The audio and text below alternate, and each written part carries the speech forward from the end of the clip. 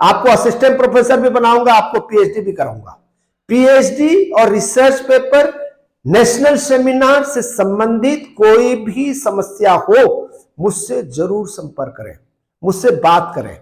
मैं आपको बताऊंगा कि कैसे रिसर्च पेपर लिखा जाता है, कैसे डाटा कलेक्शन किया जाता है, कैसे एनालिसिस किया जाता है, ठीक है, किस फॉर्मेट में आपको पीएचडी थीसिस लिखना है, वो सारा चीजें मैं सहयोग करने के लिए तैयार हूं। तो दोस्तों, आप मेरे साथ में हमेशा। नमस्कार दोस्तों, कैसे हैं आप सभी, क्या हालचाल है आप सभी का। हमारे channel law order and civil rights में स्वागत है, अभिनंदन है।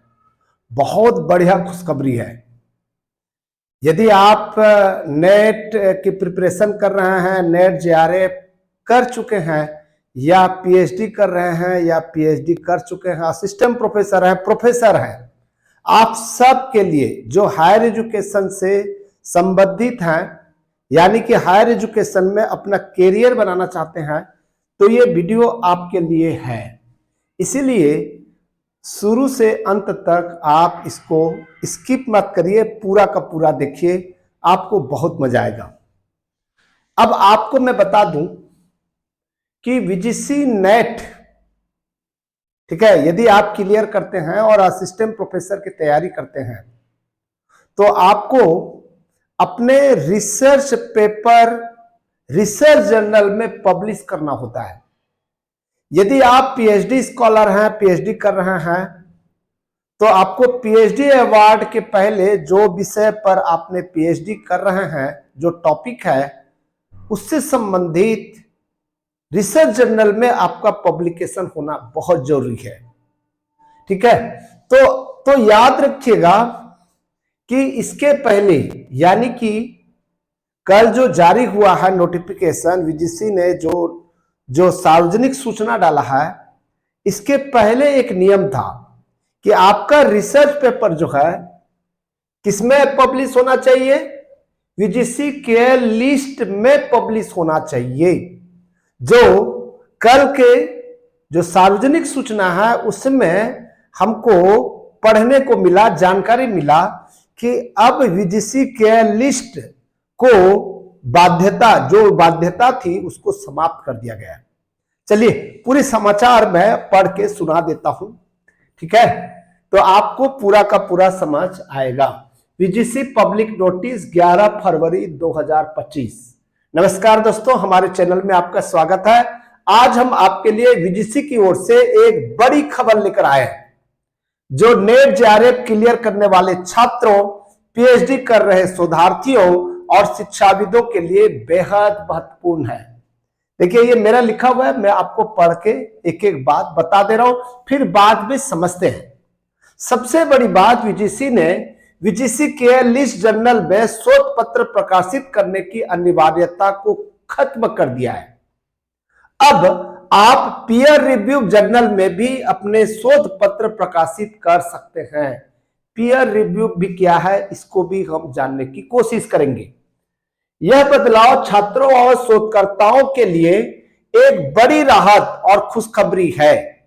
आइए इस बदलाव के पीछे की पूरी कहानी समझते हैं, ठीक है दोस्तों। मैं इसको अभी पढ़ दे रहा हूं ताकि आपको बहुत सहूलियत हो, ठीक है, उसके बाद में मैं एक्सप्लेन करूंगा। वीजीसी ने 2018 में वीजीसी के लिस्ट शुरू की थी, जिसका उद्देश्य यह सुनिश्चित करना था कि भारत के शोध पत्रों को अंतर्राष्ट्रीय स्तर पर पहचान मिले। समझ में आ रहा है मेरी बात जो है। और लेकिन समय के साथ यह प्रक्रिया बेहद कठिन हो गई और कई हितग्राहियों ने बताया कि व्यापार और अनुचित प्रथाएं इस प्रक्रिया में शामिल हो गई थी।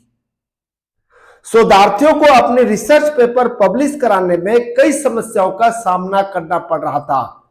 इसे ध्यान में रखते हुए वीजीसी ने अब यह निर्णय लिया है कि शोधकर्ताओं को वीजीसी के लिस्ट में प्रकाशन की बाध्यता से मुक्त कर दिया जाए। पूरा पहला पढ़ लेते हैं, ठीक है। ये मेरा लिखा हुआ है ताकि आपको बेहतर ढंग से समझ में आए। वीजीसी ने अब एक नई दिशा में कदम बढ़ाया है। 3 अक्टूबर 2024 को हुई अपनी ठीक है, 584 यानी कि 584वीं बैठक में विशेषज्ञ समिति की सिफारिशों के आधार पर वीजीसी ने सुझावात्मक पैरामीटर्स तैयार किए हैं।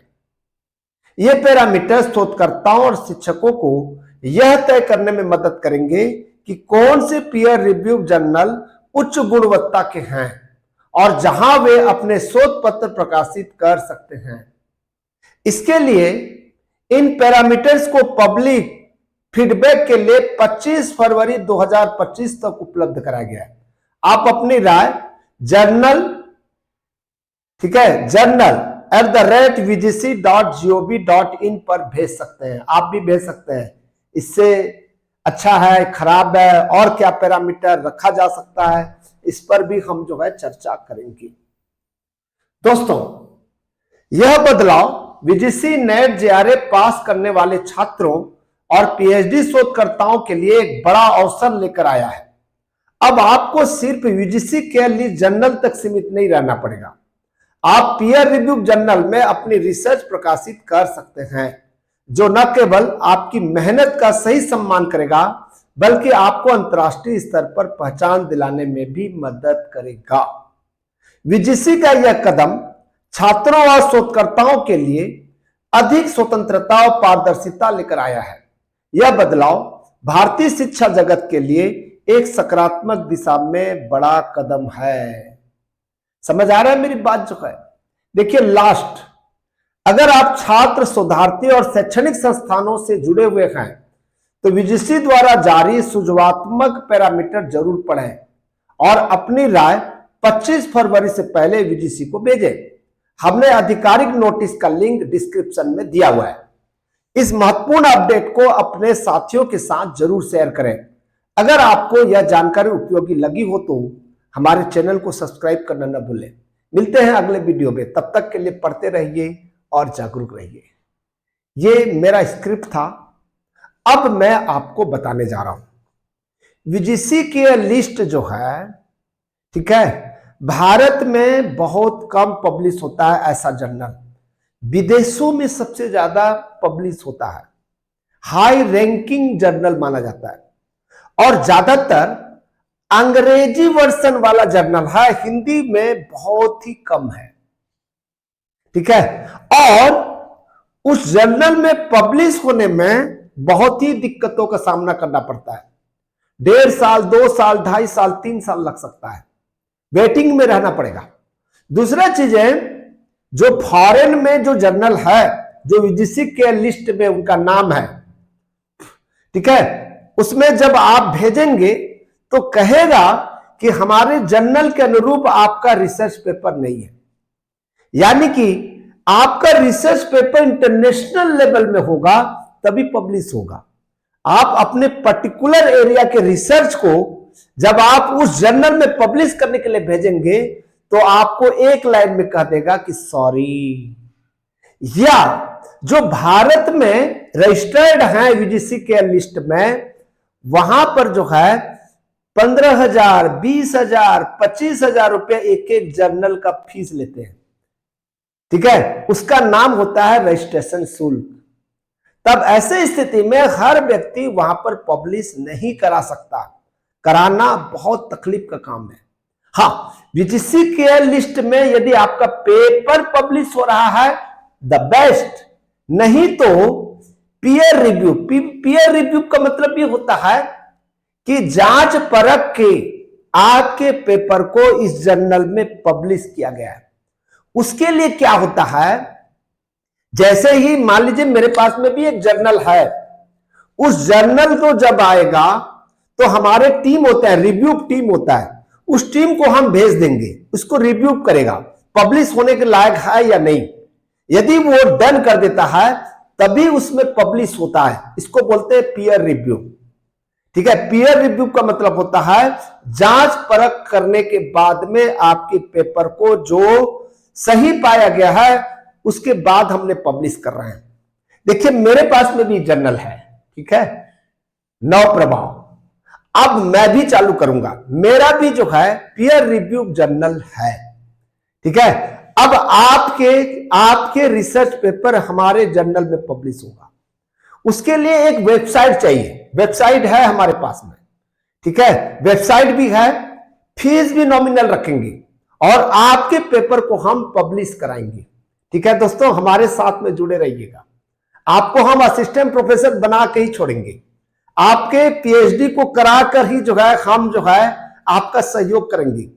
यदि आपको रिसर्च पेपर पब्लिश कराना है या पीएचडी में कोई दिक्कतें हो रहा है, डेटा एनालिसिस में, डेटा कलेक्शन में, या कि कोई रिसर्च टॉपिक चाहिए, ठीक है, आप सर्च नहीं कर पा रहे हैं, तो उसके लिए मैं मदद करने के लिए तैयार हूं। आपके साथ में रिसर्च पेपर के लिए सहयोग करने के लिए तैयार हूं। आपके पीएचडी में मुझसे जितना ज्यादा हो सकता है कि मेरा सहयोग लें, क्योंकि मैं खुद पीएचडी धारी हूं, साथ ही साथ पीएचडी गाइड भी हूं। इसीलिए जब भी आपको मेरी जरूरत हो, मेरी सलाह की जरूरत हो, मुझसे कोई सुझाव चाहिए, तो जरूर रिसर्च प्रोजेक्ट बनाना है, थीसिस का थोड़ा सा एडिटिंग देखना है, प्रारूप देखना है, तो मुझे जरूर याद कीजिएगा, मैं आपके साथ रहूंगा। और मेरा मोबाइल नंबर आपको तो हमेशा रखना चाहिए 9131922789। ये बहुत बड़ी खुशखबरी है, मैं आपको फ्री मिल रहा हूं यार, बताइए। केवल मैं टीचर नहीं हूं, बल्कि आपके गाइड की तरह काम करूंगा, आपको पग पग में सलाह दूंगा। बहुत सारे स्टूडेंट है, जो स्टूडेंट मुझसे सलाह लेते हैं पीएचडी के बारे में, वो जरूर कमेंट्स में लिखिएगा। ठीक है दोस्तों, मैं आपके साथ हूं, आपको असिस्टेंट प्रोफेसर भी बनाऊंगा, आपको पीएचडी भी कराऊंगा। पीएचडी और रिसर्च पेपर, नेशनल सेमिनार से संबंधित कोई भी समस्या हो, मुझसे जरूर संपर्क करें, मुझसे बात करें। मैं आपको बताऊंगा कि कैसे रिसर्च पेपर लिखा जाता है, कैसे डाटा कलेक्शन किया जाता है, कैसे एनालिसिस किया जाता है, ठीक है, किस फॉर्मेट में आपको पीएचडी थीसिस लिखना है, वो सारा चीजें मैं सहयोग करने के लिए तैयार हूं। तो दोस्तों, आप मेरे साथ में हमेशा जुड़े रहें। Thank you.